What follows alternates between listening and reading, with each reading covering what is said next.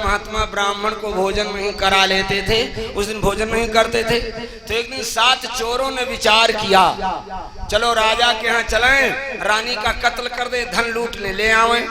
7 चोरों ने विचार किया, महाराज मोरध्वज के नगर में पहुंच गए, संत का रूप बनाया। राजा ने देखा संत महात्मा आए, सत्कार किया, बिठलाया और स्वर्ण पात्र में चरण धोए, चरणामृत लिया और बोले आप लोग बैठो, हम शिकार करने जा रहे हैं। शिकार करने चले गए। राजा ने रानी, उन संतों ने, चोरों ने रानी का कत्ल कर दिया और चल पड़े लाद करके, जितना धन लाद पाए। राजा मोरध्वज उधर से आए रहे, देखा ऋषि लोग जा रहे तो घोड़े से उतर करके नीचे आए, चरणों पर गिर पड़े, बोले ऋषियों हम देर हो गई, हमको लौट चलो। बाबा लोगों ने कहा अब लौट ही नहीं। राजा ने कहा नहीं, अब तुमको लौटना पड़ेगा।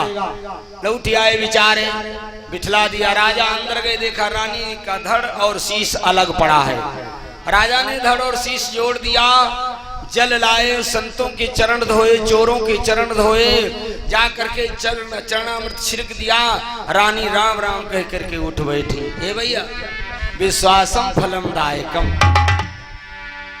बोले रानी संत चले जब रूठी कई, राख्यो क्यों न मना। बोली महाराज सोई गई, का कोई बात नहीं।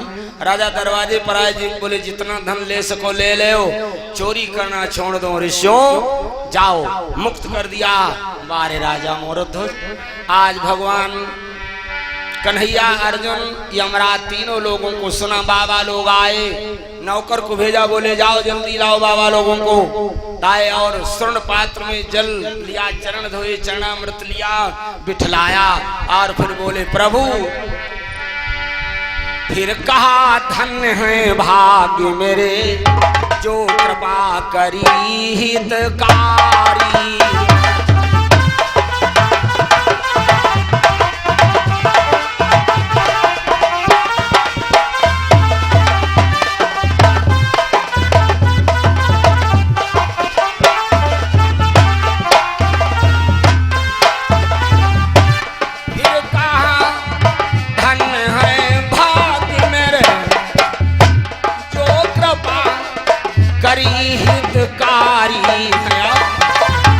सेवा की आज्ञा हो भगवान, यह सेवक आज्ञाकारी।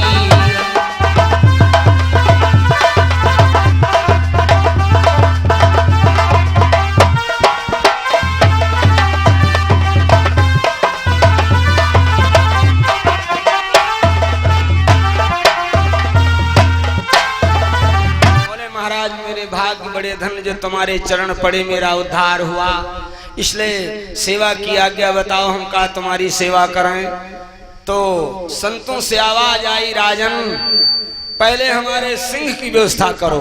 तो बोले कितना खाएगा? डीसीएम का नहीं, जो निज बच्चे को आराले चीरे 2 खंड बनाता है, उन खंडों में से राजन दूसरा दाहिना अंग खाता है।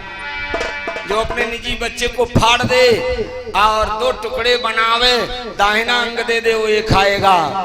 ये सेवा करो पहले सिंह की। राजा मोरध्वज के तलों तले जमीन फिसल गई। लोगों बोले राजन क्या है? कहा महाराज मैं तुम्हारी सेवा करूंगा। आकाश के तारे चाहे पृथ्वी पर उतर आए, पृथ्वी की जीव चाहे आकाश में चले जाएं, मणिक समुद्र में हो, पहाड़ों पर मगर जाएं, और मैं वो जो हूं अपने वाक्य से नहीं मुकर जाए।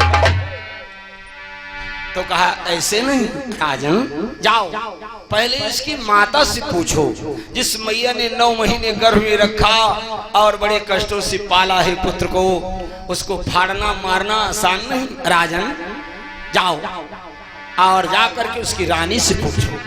जाओ जा करके तुम राजन उसकी मैया से आप पूछो।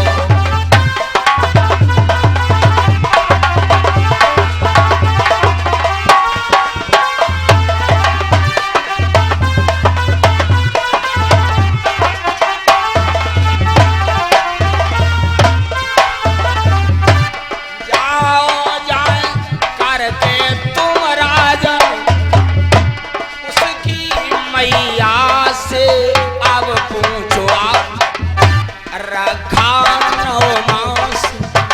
हो जिसने उस जन्म दात्री से पूछ।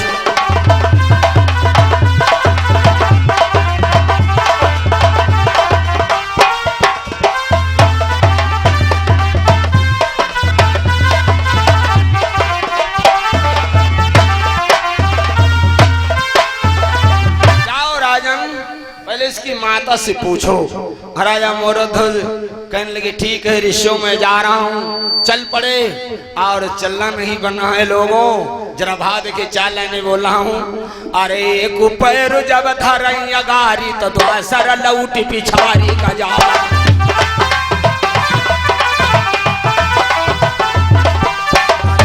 भटकते थे वही राजा सतखंडा पे पहुंच गए।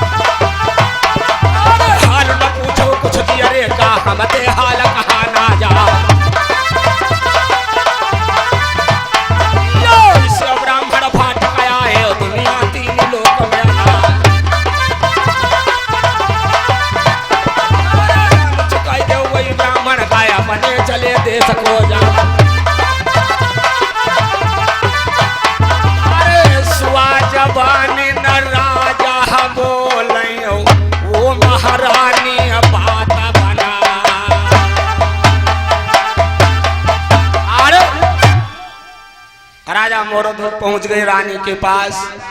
बोले रानी पुत्र का दान मांग लिया, सिंह लेकर के दो संत दरवाजे पर आए हैं और हम आप दोनों लोग उसको बीच से फाड़ें, दाहिना अंग खाएगा, क्या कह रही हो? रानी बोली राजन क्यों उदास होते हो, चलो।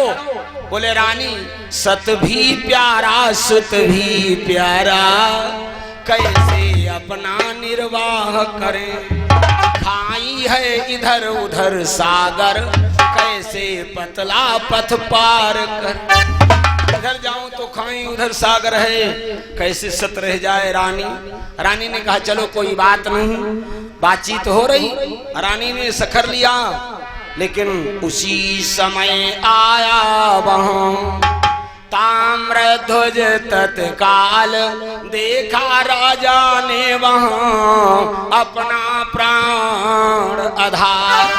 ताम्रध्वज आया, राजा मोरध्वज ने पुत्र को गोद में ले लिया और वही बात याद आ गई। तो भैया जरा भाव देखें, हो गए मौन मुद गए नयन, पृथ्वी पर शीश झुका जा।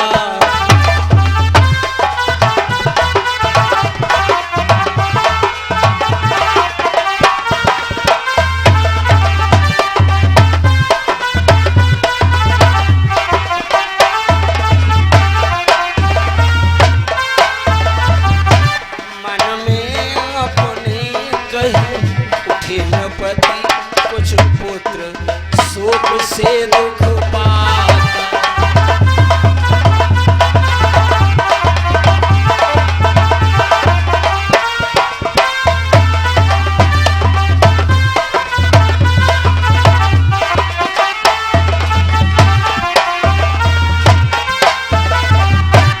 वो दया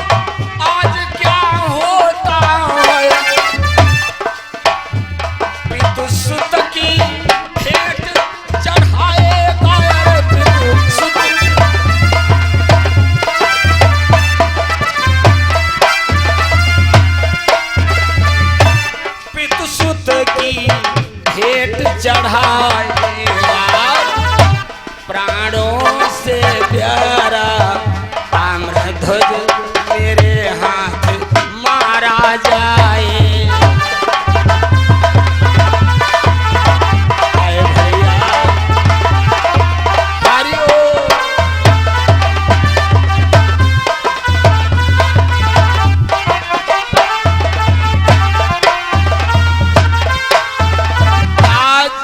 विचार करें भैया लोग, महाराज मोरध्वज बड़े दुखी हो गए, बोले प्रभु ये पुत्र मेरे द्वारा इसका मरण होगा। जरा भाव देखें भैया लोग। और उस पुत्र से बतलाया, बेटा तुम्हारे से बगैर पूछे तुम्हारे मांस को दान में कर दिया। बोला पिताजी, अरे वाह, ये नाशवान शरीर है और पिता माता के जो काम ना आए वो पुत्र बेकार है संसार में। इस कारण से जरा विचार करें भैया लोग, पार ब्रह्म परमात्मा की ऐसी माया है। इधर उसने कहा चलो देर हो रही संतों को, मेरे को चीर करके सिंह के आगे छोड़ दो, जब सिंह मेरा मांस खा जाए तब उन तीनों से व्यवहार करो। आए और बोले देर हुई करिए क्षमा, हुए उपस्थित आए। भगवान कन्हैया संत के रूप में खड़े हुए बोले सुनो, यदि तुम तीनों में से किसी की आंख से आंसू की धार वही तो हमारा सिंह विवेकी भोजन खाएगा नहीं। ठीक है महाराज। महाराज मोरध्वज रानी से बोले तुम लीपो, हम आरा लेने जा रहे हैं। रानी उधर लीपने लगी, मोरध्वज आरा लेने चले गए। अब रानी ने जाना अब हमारा पुत्र मरेगा। नगर में आरा मांग रहे लोगों, लेकिन आरा कोई नहीं दे रहा है पुत्र के लिए। कैसे आरा दे दे, राजा नगर भर में घूम रहे हैं। तो एक नीम के पेड़ के नीचे मोरध्वज खड़े हो गए, बोले प्रभु आज हमें दान न कर पाए तो मेरा सत चला जाएगा, वारदान की शक्ति। तो भगवान के हाथ जोड़े बोले महाराज हे विधना इतनी दया करो, प्राणों की भीख मांगता।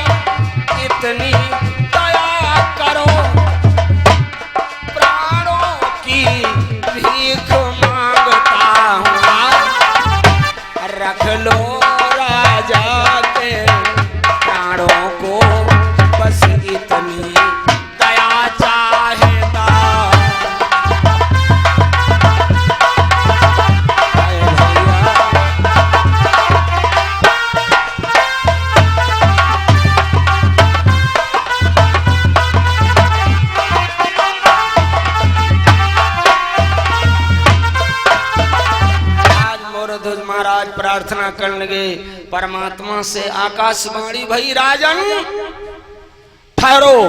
और नीम की पत्ती उनके एक आगे गिरी। आकाशवाणी ने बतलाया राजन नीम की पत्ती में हाथ लगाओ, ये आरा बन जाएगी। मोरध्वज ने नीम की पत्ती में हाथ लगाया, आरा बन गया।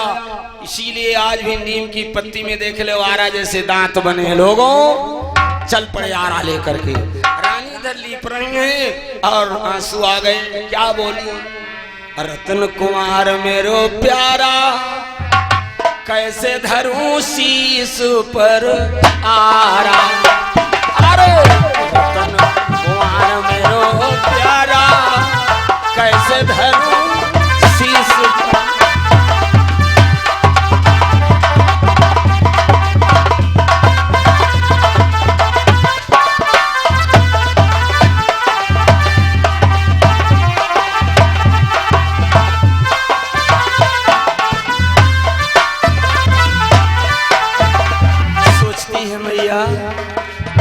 जब लाल मेरे गर्भ में आयो,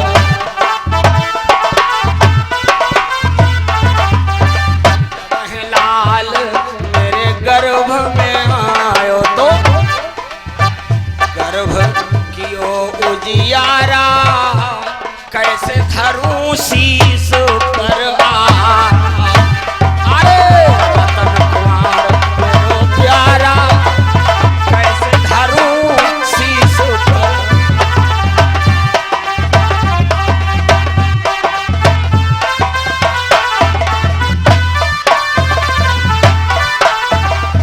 जब है लाल पर आरा चली है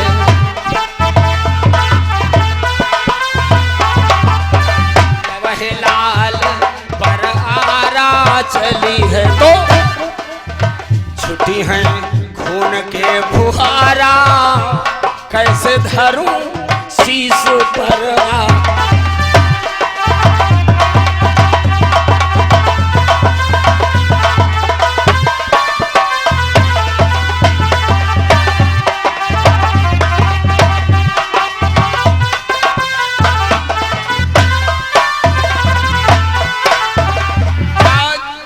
मोर ध्वजारा लेकर के आ गए और रानी से बोले रानी आओ हम तुम दोनों आंखों पर पट्टी बांध लें और उस परमात्मा से आराधना करें, क्योंकि मोह इस बालक से हट जाए तब तो इसको मार सकोगे।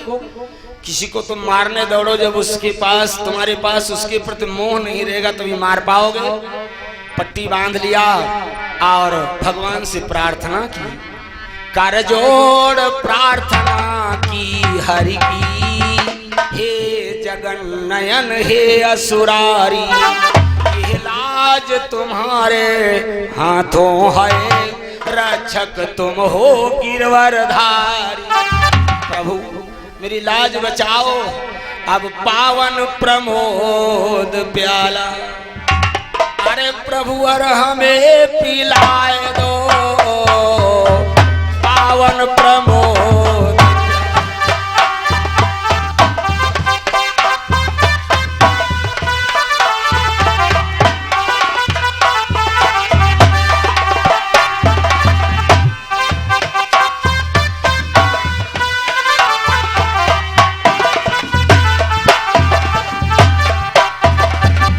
पावन प्रमोद प्याला प्याला प्रभु अर हमें पिलाए दो पावन।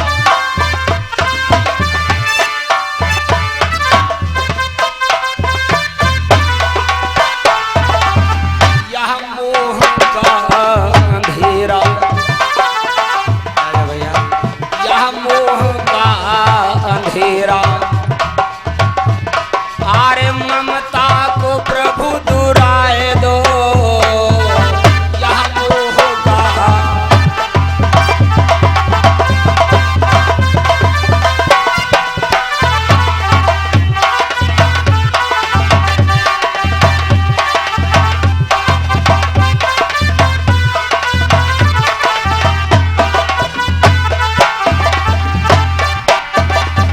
यह मन मयूर मेरा घनश्याम जब विकल हो,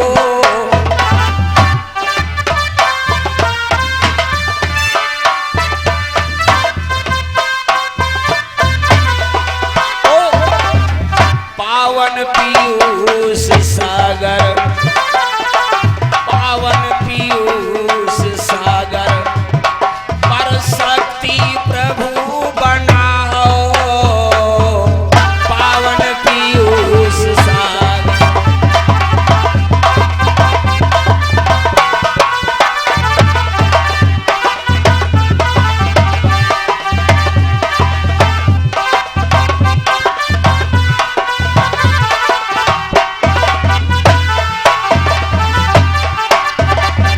मेरा भाव देखिए भैया लोग, आज महाराज मोरध्वज भगवान से आराधना की प्रभु और आंखों पर पट्टी बांध लिया।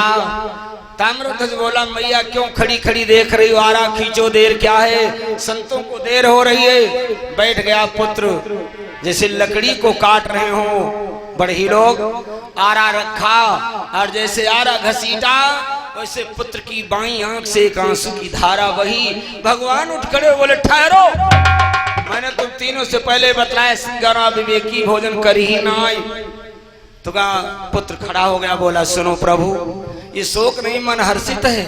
ये वामांग हमारा बेकार जा रहा है और ये दाहिना अंग हमारा सबल है, इसलिए इसको शोक है, हम किसी काम ना आए, इसीलिए इसकी बाई आंख से आंसू आया। और यदि इसको दोष हुआ तो न खाओ, और इसको यदि न दोष हुआ हो तो इसको स्वीकार करो, इसको आविष्कार करो। भगवान बोले देखा, फाड़ दिया पुत्र को, डाल दिया, बोले भोजन बनाओ। भोजन बनाए, 4 थालियों में भोजन लगाया। राजा मोरध्वज से भगवान रूपी ब्राह्मण, भगवान संत रूपी संत बोले, अरे राजन 5 थालियां लगाओ। बोले 5 क्या होंगी प्रभु, 4 लोग हैं। कहा नहीं, 5ही थाली ताम्रध्वज के लिए लगाओ। 5ही थाली लगाई और बोले राजन पुत्र को आवाज लगाओ। महाराज मोरध्वज बोले भैया ताम्रध्वज आओ। बोला पिताजी आया। आकर के गले लगाया और भोजन के भगवान प्रकट हो गए। बोले राजन मांगो, क्या तुम्हारी इच्छा है। मोरध्वज ने क्या मांगा लोगों।